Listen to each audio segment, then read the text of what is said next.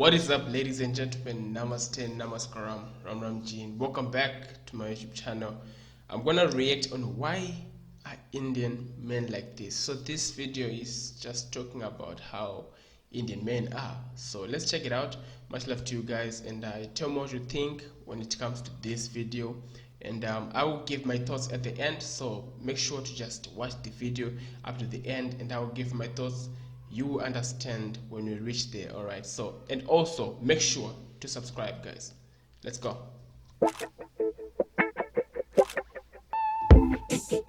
ये फोटो दी थी विंसेंट डोलमैन, एक ब्रिटिश फोटोग्राफर ने, और इन फोटोज में जो दिखाई दे रहा है उसके बारे में कई लोगों ने बात करी है। देवदत्त पटनायक जो एक इंडियन माइथोलॉजिस्ट और ऑथर है, उन्होंने इस चीज के बारे में लिखा भी था। उन्होंने कहा कि जब वो मुंबई एयरपोर्ट लाउंज की तरफ जा रहे थे, उन्होंने दो चीजें नोटिस करी। एक तरफ एक कपल था जो बहुत थका हुआ था और सोफे पर सो रहा था, पर वो सोते वक्त एक दूसरे को हग कर रहे थे, और जो भी उनके पास से गुजर रहा था उनको बार बार देखे जा रहा था। वहीं दूसरी तरफ उन्होंने दो हाउसकीपिंग के स्टाफ मेंबर्स को देखा जिन्होंने एक दूसरे के हाथ पकड़े हुए थे अपने ब्रेक के दौरान, पर इस बार किसी ने भी पलटकर उनको देखा नहीं। ये इतना सरप्राइजिंग है क्योंकि वेस्टर्न दुनिया में बिल्कुल ऑपोजिट होता है। जब पब्लिक में एक मेल और फीमेल एक दूसरे की तरफ अफेक्शन दिखा रहे होते हैं तो उनको पलटकर कोई देखता नहीं है। पर चाहे गे रिलेशंस के इशू पर कितनी भी एडवांस हो वेस्टर्न कंट्रीज, अभी भी अगर दो मेन ने अपने हाथ पकड़े हुए हैं तो उनको पलटकर कई लोग देखते हैं। जब विंसेंट डोलमैन ने दो दोस्तों से पूछा कि उन्होंने अपने हाथ पकड़े क्यों हैं, विंसेंट ने कहा कि उन दो दोस्तों ने उनको ऐसे देखा जैसे वो एक बेवकूफ सा सवाल पूछ रहे हैं।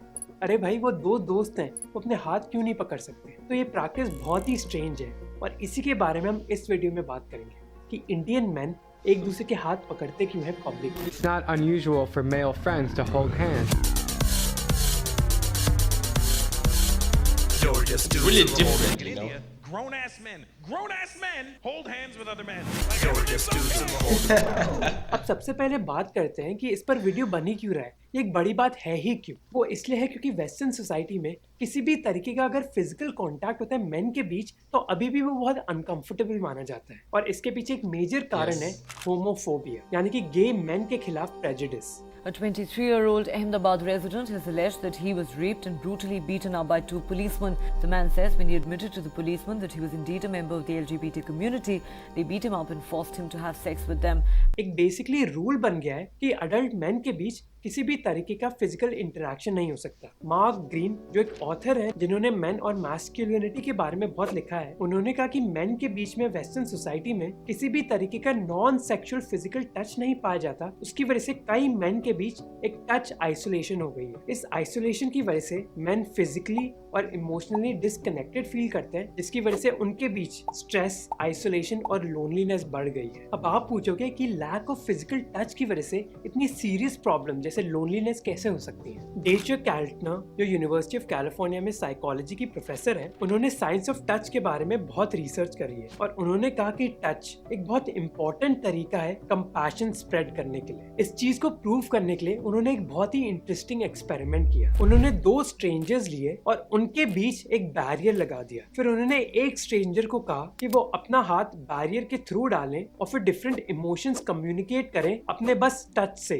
जैसे एंगर, फियर, ग्रेटिट्यूड और लव। सरप्राइजिंगली उन्होंने पाया कि जो दूसरा स्ट्रेंजर था उस एक्सपेरिमेंट में, वो करीब 60% टाइम एकदम करेक्टली इमोशन को गेस कर पाए थे। तो ये दिखाता है कि एक फिजिकल टच कितना जरूरी है इमोशंस कम्युनिकेट करने के लिए। पर मार्क ग्रीन कहते हैं कि वेस्टर्न सोसाइटी में मेन के बीच किसी भी तरीके का नॉन सेक्सुअल फिजिकल टच बहुत अजीब माना जाता है, पर ये सेम चीज हम इंडियन सोसाइटी में पा सकते हैं। तो सवाल ये है कि ऐसा क्यों है? और ये सरप्राइजिंग इसलिए है क्योंकि ऐसा नहीं कि इंडियन सोसाइटी बहुत ही एडवांस्ड है होमोसेक्सुअलिटी के बारे में या फिर मैस्कुलिनिटी के बारे में। अगर हम होमोसेक्सुअलिटी के बारे में बात करें तो सुप्रीम कोर्ट ने होमोसेक्सुअलिटी को डीक्रिमिनलाइज जरूर कर दिया था 2018 में, पर ऐसा नहीं है कि पूरी सोसाइटी ने इस प्रैक्टिस को एक्सेप्ट कर लिया इंडिया में। अगर आपने ये वीडियोस देखे होंगे कि कई लोग अभी भी होमोसेक्सुअलिटी को एक्सेप्ट करने के लिए तैयार नहीं है। लड़का लड़का सोए, ये कोई ये है बेकार की बात है, बिल्कुल बेकार की बात है। अगर आपका बच्चा गे हो तो आप क्या करोगे? थप्पड़ मारोगे आप उसके पहले? दोनों को खत्म करूंगा। खत्म करूंगा मतलब? खत्म क्या कर मतलब क्या होता है खत्म करना? 2014 की स्टडी ने दिखाया कि बस 30% इंडियंस ही होमोसेक्सुअलिटी को सपोर्ट करते हैं। और अगर हम मैस्कुलिनिटी के बारे में बात करें तो उसके बारे में भी व्यूज हमारे चेंज नहीं हुए। 2010 के इंटरनेशनल मैन और जेंडर इक्वालिटी के सर्वे ने दिखाया कि 86% इंडियन मैन ये मानते हैं कि एक मर्द होने के लिए उनको टफ होना चाहिए। ये वाइडली माना जाता है कि अगर आप इमोशनल, सेंसिटिव या फिर कंपैशनेट है तो आप मैस्कुलिन नहीं है। इसका मतलब है कि कई लड़कों के लिए अपने इमोशंस एक्सप्रेस करना या फिर अपनी प्रॉब्लम्स के बारे में बात करना एक सही तरीका नहीं है। और इंडिया में हम एक रिजिड मैस्कुलिनिटी का एग्जांपल देखते हैं। इस रिजिड मैस्कुलिनिटी के हिसाब से कई रूल्स अडॉप्ट करने होते हैं लड़कों को। जैसे रेणुका मोतिहार ने अपनी 2017 की न्यूज रिपोर्ट में बताया कि जब उत्तर प्रदेश के एक यंग लड़के ने अपनी फैमिली को ये बताया कि उनको कुकिंग करना अच्छा लगता है तो उनकी फैमिली ने उसको पूरी तरह रिजेक्ट कर दिया। और जब रूरल महाराष्ट्र के कुछ मैरिड मैन ने ये शेयर किया कि वो अपनी बीवी की मदद करते हैं हाउस होल्ड वर्क में तो उनको अपने परिवार से डिसअप्रूवल मिला। इसलिए ये इतना सरप्राइजिंग नहीं है कि 2019 में गवर्नमेंट सर्वे ने दिखाया कि लेस देन 10% इंडियन मेन ही घर के काम में इन्वॉल्व होते हैं। इसलिए इतना सरप्राइजिंग है कि हाथ पकड़ने की प्रैक्टिस इंडियन मेन के बीच हमें देखने को मिलती है। तो इस प्रैक्टिस को कौन सी चीजें हैं जो एक्सप्लेन कर सकती हैं? दो चीजें। देवदत्त पटनायक और मौसमी भट्टाचार्य के हिसाब से इंडियन ब्रोमांस एक इम्पॉर्टेंट फैक्टर हो सकता है तो इस चीज को एक्सप्लेन कर सकता है। ब्रोमांस जो दो वर्ड्स का कॉम्बिनेशन है, ब्रदर और रोमांस, उसको जनरली डिफाइन किया जाता है कि वो एक क्लोज नॉन सेक्सुअल रिलेशनशिप है मेल्स के बीच। और इंडिया में हम इसको याराना या फिर दोस्ताना भी बोलते कई बार। पर ये इंडियन ब्रोमांस का कल्चर आया कहाँ से? देवदत्त पटनायक के हिसाब से ये ब्रोमांस का आइडिया इंडियन सोसाइटी में बहुत टाइम से प्रेजेंट था और ये कॉन्सेप्ट हम इंडियन माइथोलॉजी में भी देख सकते हैं। इंडियन माइथोलॉजी में दो मैन जो एक दूसरे से प्यार करते हैं फ्रेंड्स की तरह, उनको सखा और भाव्स कहा जाता है। इस रिलेशनशिप में लव है पर कुछ भी सेक्सुअल नहीं है। और वो कहते हैं कि ऐसे रिलेशनशिप का हम एग्जाम्पल महाभारत में भी देख सकते हैं। वो कहते हैं कि अर्जुन और कृष्ण के बीच जो फ्रेंडशिप है वो सखा भाव का ही उदाहरण है। इंडियन माइथोलॉजी के अलावा अगर कोई भी मीडियम है जहाँ हमने इस ब्रोमांस को बहुत देखा है वो है बॉलीवुड। अब चाहे बॉलीवुड ने होमोसेक्सुअलिटी को ढंग से प्रमोट नहीं किया हो पर इंडियन ब्रोमांस को बहुत प्रमोट किया है। इस मुद्दे के ऊपर तो मौसमी भट्टाचार्य ने अपनी PhD भी लिखी थी। कई मूवीज ने इस मुद्दे को एक्सप्लोर किया है और इस इश्यू को